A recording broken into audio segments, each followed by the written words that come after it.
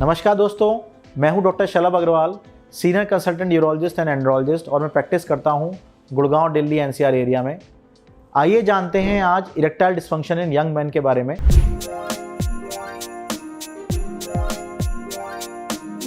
Time पे erectile dysfunction old age की बीमारी कंसीडर करा जाती थी, लेकिन अब ये यंग पॉपुलेशन में भी उतनी ही कॉमन हो चुकी है।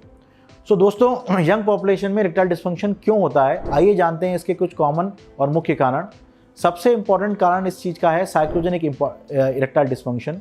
किसी भी तरह का मेंटल स्ट्रेस, एंजाइटी, साइकोलॉजिकल बीमारियां, even for that matter performance anxiety, perform करने का प्रेशर, ये सारी चीज़ें इरेक्टाइल डिस्फंक्शन को जन्म दे सकती हैं। Past experiences, past negative experiences, partners की प्रॉब्लम, ये सारी चीज़ों की वजह से इरेक्टाइल डिस्फंक्शन हो सकता है। इसके अलावा क्रॉनिक स्मोकिंग, अल्कोहल डिपेंडेंस या ड्रग अब्यूज़ जैसे मैरिजुआना, कोकेन, ये सब चीज़ें इरेक्टाइल डिस्फंक्शन कॉज कर सकती हैं।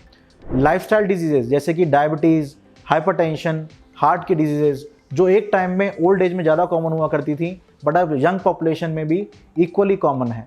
ये सब बीमारियां अगेन वहाँ की नसों को, वहाँ के मैकेनिज्म को अफेक्ट कर सकती हैं और इसकी वजह से इरेक्टाइल डिस्फंक्शन हो सकता है। नसों की बीमारियां जैसे कि किसी की स्पाइनल कॉर्ड में चोट लग जाना, स्पाइनल कॉर्ड टूट जाना, या फिर मल्टीपल स्क्लेरोसिस जैसी बीमारियां होना जिनकी वजह से शरीर की नसें सारी खराब हो जाती हैं, ये भी इरेक्टाइल डिस्फंक्शन का कारण हो सकते हैं। कई लोग जो बहुत लॉन्ग टर्म मेडिसिन लेते हैं, जैसे कि बीपी के मेडिसिन लेते हैं या किसी तरह के साइकेट्रिक डिसऑर्डर्स की मेडिसिन लेते हैं, ये सब भी इरेक्टाइल डिस्फंक्शन का कारण हो सकती हैं। गाइस, तो हमने जाना डॉक्टर शलभ अग्रवाल द्वारा इस चैनल प्राइम पुरुष में कि आखिर इरेक्टाइल डिस्फंक्शन होता क्या है। And do you know that millions of people every year suffer from erectile dysfunction? Do not suffer in silence. And therefore, on that note, आज हम बात करेंगे इस चैनल पे कि आखिर इरेक्टाइल डिस्फंक्शन का ट्रीटमेंट क्या है।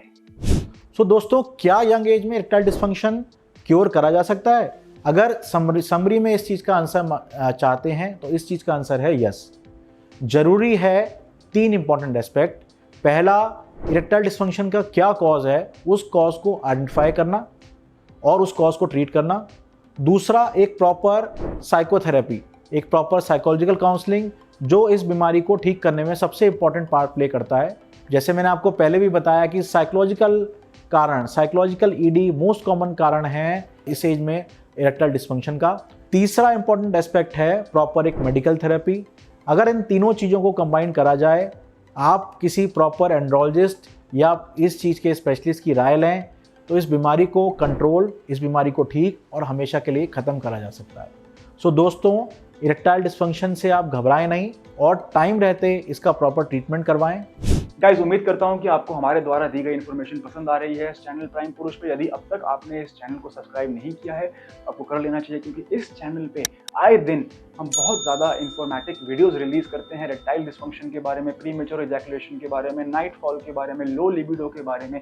ये सारी प्रॉब्लम्स जिसके बारे में मर्द खुल के बात नहीं कर पाते हैं, वो हम इस चैनल द्वारा सॉल्व करना चाह रहे हैं। तो अगर अभी तक आपने इस चैनल को सब्सक्राइब नहीं किया है, मैं आपसे अर्ज करता हूं कि आप इस चैनल को सब्सक्राइब करें। बेल आइकन को आपने प्रेस कर लेना है, क्योंकि अगली वीडियो जो हम निकालने वाले हैं वो है प्रीमेच्योर इजैकुलेशन के ऊपर, यानी कि शीघ्र पतन के ऊपर।